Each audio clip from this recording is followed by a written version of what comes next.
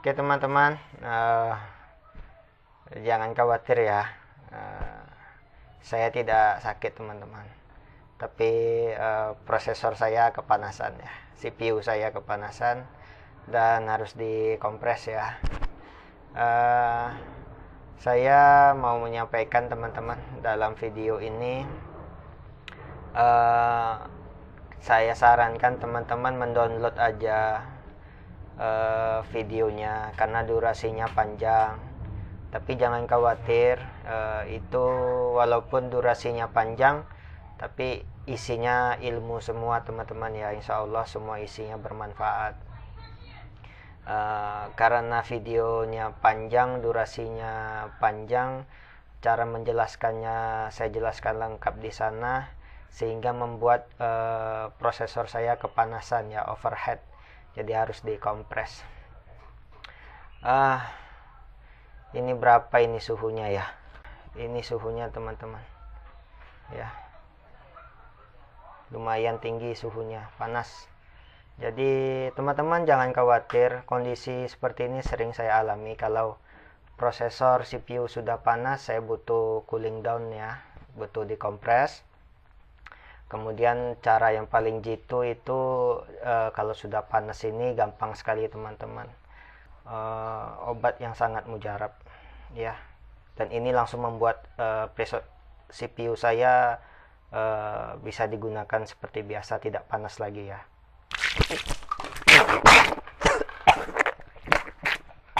Bismillahirrahmanirrahim. Assalamualaikum warahmatullahi wabarakatuh. Hai, halo, apa kabar teman-teman? Ya, saya senang sekali bisa berjumpa kembali ya dengan teman-teman untuk kesempatan ini. Dan seperti biasa di hadapan kita ini ada mesin las inverter teman-teman. Mesin ini sudah saya periksa kemarin ya, dan pagi ini saya lanjutin. Ini mesin las merek Redbo MMA 250 ya. 3 pas inputnya. Jadi saya jelaskan dulu kronologis awal ya teman-teman, mesin ini. Jadi saat baru datang, saya buka covernya, saya cek fisik, ternyata ada efek ledakan di sini ya. Di sini ada efek ledakan. MOSFET-nya sudah terbakar ya. Nah, jadi karena di bagian ini MOSFET-nya ada yang terbakar, saya lepaskan ya. Ini dia. Ini MOSFET-nya rusak teman-teman ya. Ini efeknya ada, nampak ya. Efek ledakannya nampak. Ini MOSFET K3878. Kemudian kita ukur pinggir sama pinggir, gate sama source-nya, dan ini terhubung semua. Jadi alat ukur saya bunyi tit gitu, terhubung semua alias konslet. Langkah pertamanya ini kita lepas teman-teman kakinya, resistor fuse-nya. Kita lepas. Kemudian saya inisiatif untuk melepas bagian driver. Ini solderannya saya lepas ya. Saya lepas. Setelah dua kaki ini tidak terhubung ke rangkaian, kemudian saya ukur lagi pinggir sama pinggir, ternyata tidak konslet. Berarti saat kita mengukur tadi konslet, itu konslet bukan pada MOSFET ya, ternyata pada rangkaian driver gate-nya. Oke, berarti saya mengambil kesimpulan yang rusak hanya satu MOSFET saja. Yang empatnya lagi, ini karena ada 5 MOSFET ya, 1, 2, 3, 4, 5 yang diparalelkan. Jadi kalau satu konslet, jika resistor fuse-nya masih terhubung dalam rangkaian, maka semua MOSFET terhitung konslet. Makanya saat mengukur MOSFET kita harus melepas resistor fuse-nya. Oke, setelah saya ambil kesimpulan MOSFET tidak rusak, ya, saya ngambil kesimpulan yang rusak, yang konslet tadi adalah rangkaian gate drivernya. Langkah untuk memperbaiki gate driver ini, teman-teman, kalau kita ukur ini sama ini terhubung, multitester kita terhubung 0 ya, atau bunyi tit gitu. Langkah pertama biasanya saya ukur dioda Zener ya, gerbang ya, 4 channel, 1 2 3 4 ya, karena ini 4 channel full bridge. Kemudian yang rusak hanya di bagian channel ini saja, yang lain jangan diganggu ya.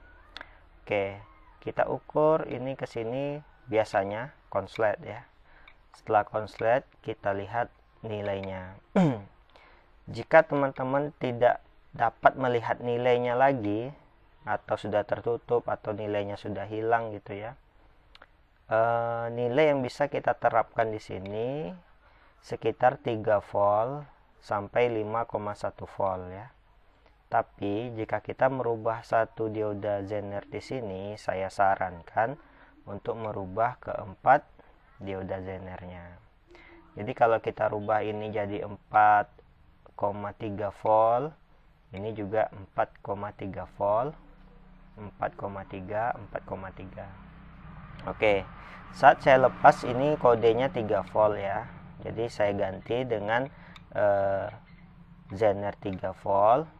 Kemudian di sini ada dioda biasa, kodenya IN4148. Ini ada 3, kalau di mesin las lain juga ada yang 2 ya teman-teman, sama seperti ini. Tapi 3 ini diparalelkan nih teman-teman, kecuali yang pinggir sini nih beda sendiri ya.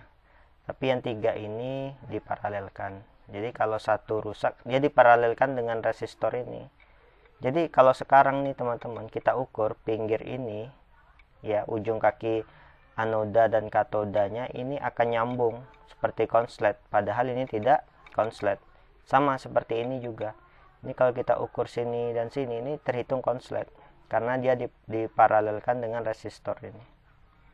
Oke, caranya kita harus melepas kakinya satu, lepas kakinya satu, lepas kakinya satu, dan diukur satu-satu. Ternyata setelah pengukuran 3 dioda ini konslet teman-teman, sehingga saya harus ganti ketiganya, dioda IN4148. Oke, setelah saya perbaiki bagian ini, saya pasang kembali ya. Ini saya lepas nih, kan saya lepas. Nah, saya pasang kembali. Saya belum ukur tegangan teman-teman ya. Dan pengecekan selanjutnya saya lihat di sini ada kapasitor dampernya. Ini menghitam. Nah, seperti ini, mirip-mirip seperti ini. Nah, ini sudah mulai menghitam, tapi ini belum putus teman-teman. Nanti kita ukur nilai hambatan resistor 5 watt 47 ohm ini. Ukur, kalau masih nyambung, biasanya kapasitor ini masih bagus ya. Tapi nanti saat pengetesan mesin hidup normal nanti ya, ini akan panas nih teman-teman. Normalnya pasti akan panas. Jika tidak panas ya, resistornya tidak panas, dan kita ukur resistornya tidak putus, berarti kapasitor ini yang putus ya, dan kita harus ganti. Dari keempat rangkaian damper ini ya, yang ini rusak, jadi saya ganti dengan resistor 5 watt 33 ohm ya. Kapasitornya ini nilainya 221 ya, 220 picofarad, 2 kilovolt. Oke. Ini sudah saya jelaskan. Bagian sini juga sudah saya jelaskan. Tapi saat saya mengecek bagian ini, kan yang kena di sini ya teman-teman. Nah, saya cek di seberang ya. Karena jika MOSFET yang rusak di sini umumnya nyambar juga ke sini, kita harus periksa ya. Ternyata saya periksa ini semuanya 1, 2, 3, 4 ada 4 MOSFET yang konslet. Saat pengecekan bagian sisi ternyata ini konslet semua teman-teman, hanya satu yang bagus, dan yang bagus itu saya pindahkan ke sini. Ya, saya pindahkan ke sini. Jadi ini ada 5, totalnya ada 5 MOSFET yang rusak ya. Langkah selanjutnya setelah kita menganalisa di bagian papan penguat utamanya, saya analisa teman-teman. Ini kan posisinya depan ya, seperti ini. Yang ini depan ya, ini bagian depan, ini bagian belakang. Sekarang kita lihat yang rusak ini di bagian depan ya, MOSFET bagian depan. Kalau analisa saya teman-teman, jika MOSFET rusak bagian depan, itu mengindikasikan ada masalah di bagian input tegangan ya. Tapi kalau rusak bagian belakang, ini mengindikasikan ada masalah di bagian output atau saat pengelasan ya. Oke. Karena rusak bagian depan ya, saya mengindikasikan masalah ada di bagian input tegangan. Jadi saya cek, pertama yang saya cek itu switch teman-teman. Ini switchnya tidak pakai MCB ya, switch on off seperti ini aja. Setelah saya cek bagian switch, ternyata memang switch bermasalah teman-teman.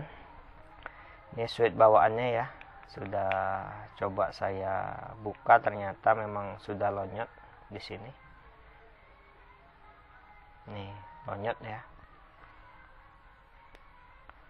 Sehingga kalau switch sudah lonyot atau saklar sudah lonyot seperti ini, platina itu sudah menempel tidak sempurna, hanya sekedar nempel aja, tidak menekan ya. Jadi saat dia menempel saja, saat dilewatkan arus tinggi, tingkat panasnya makin tinggi karena dia posisinya tidak menekan, hanya sekedar nempel.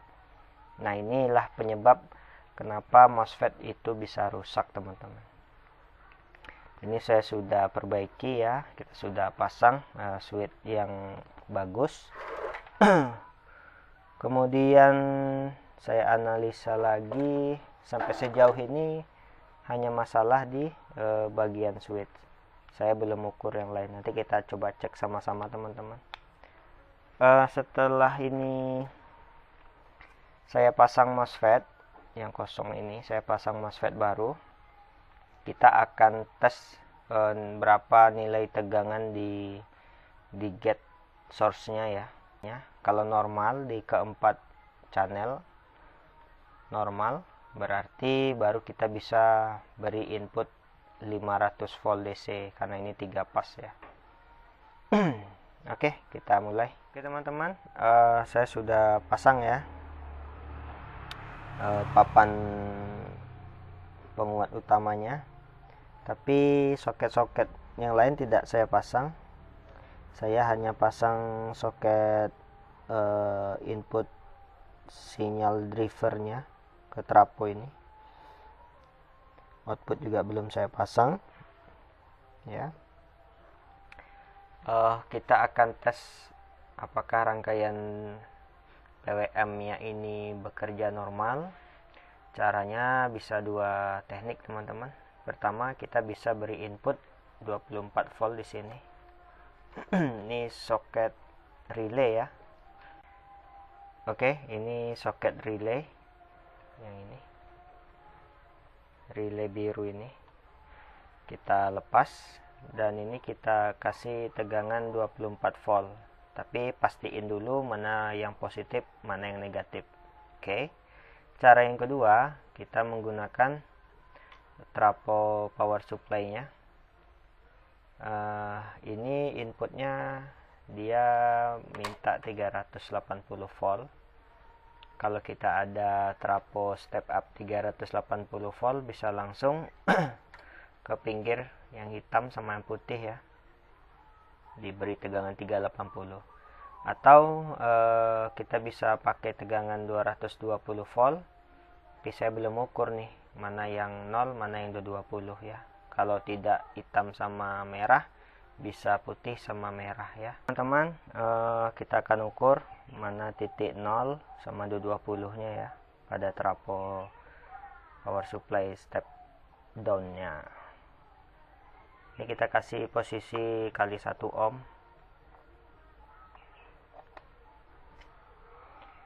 Kita ukur pinggir sama pinggir dulu, berapa nilainya.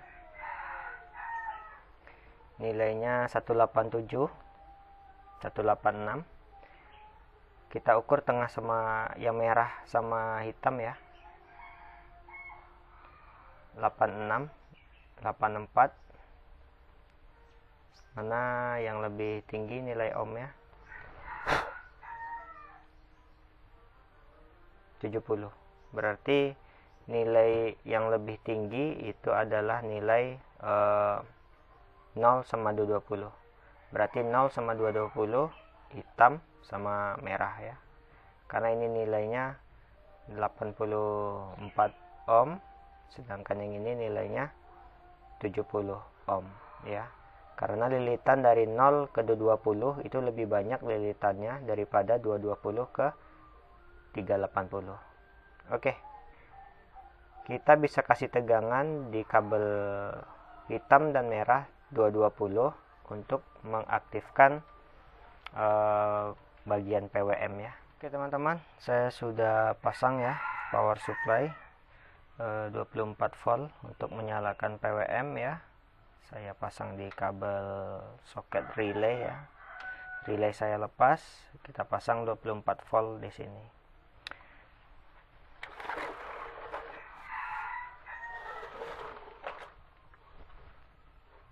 Saat power supply saya nyalakan, kita akan ukur dulu. Kita ukur tegangan drain di 4 MOSFET kecil-kecil ini dulu teman-teman ya. Kalau nilainya sekitar 14 volt berarti aktif, sudah bagus. Sehingga kita bisa ukur tegangan di gate sama source-nya. Oke, saya colokin.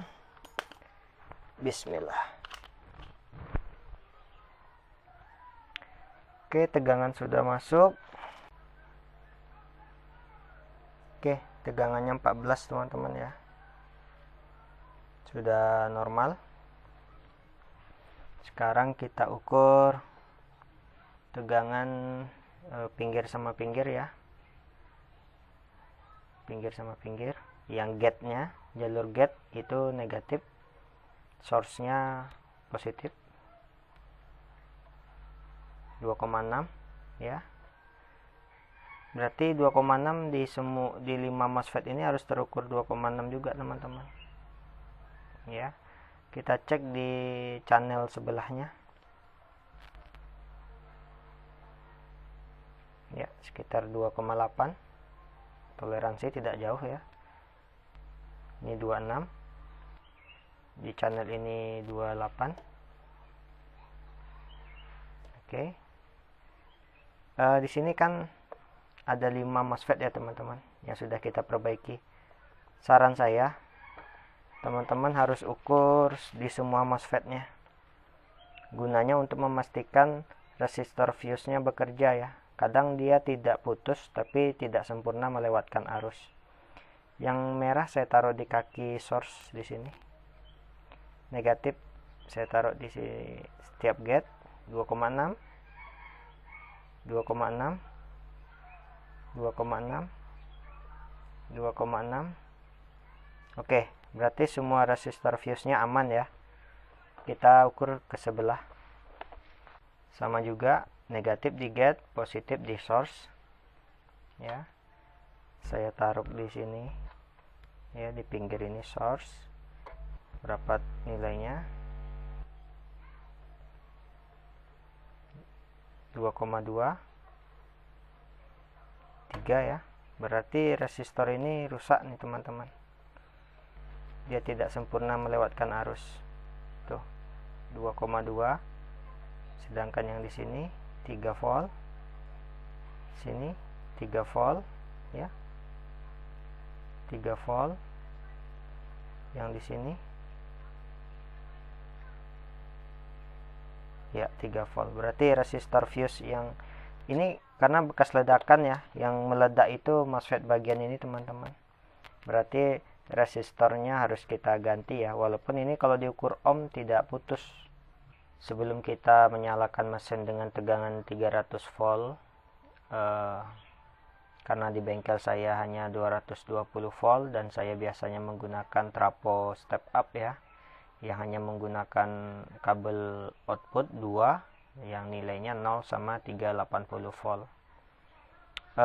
Dari ketiga kabel input mesin ini teman-teman, kita nggak tahu nih dari 3 kabel ini mana akan kita gunakan untuk metode penyalaan mesin dengan teknik saya yang tadi yang saya jelaskan. Caranya, karena kita hanya memiliki input 2 kabel 0 sama 380, berarti ini posisi mesin saya on kan ya.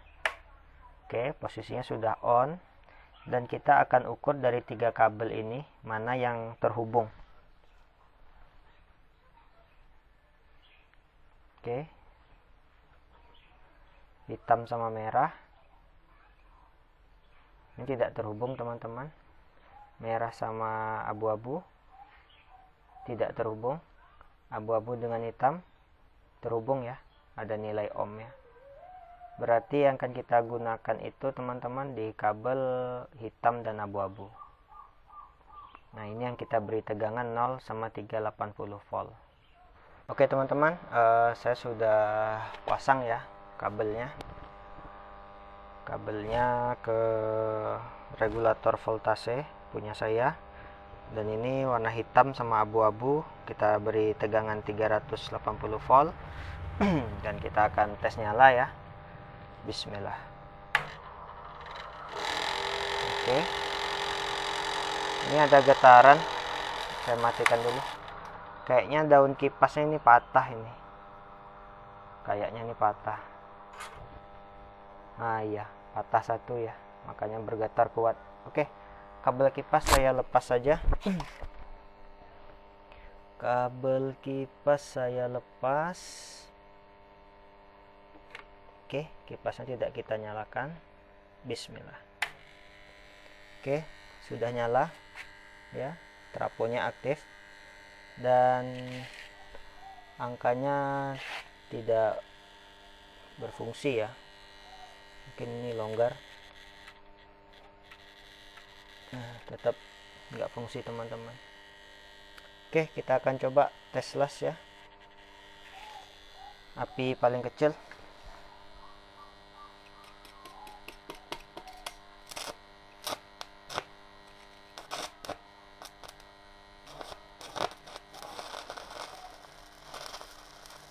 Oke, bagus. Kita naikkan sekitar, nggak tahu nih, angkanya nggak aktif. Angka itu nggak ngaruh teman-teman ya. Nah, walaupun angkanya tidak jelas, tapi potensio bekerja dengan normal.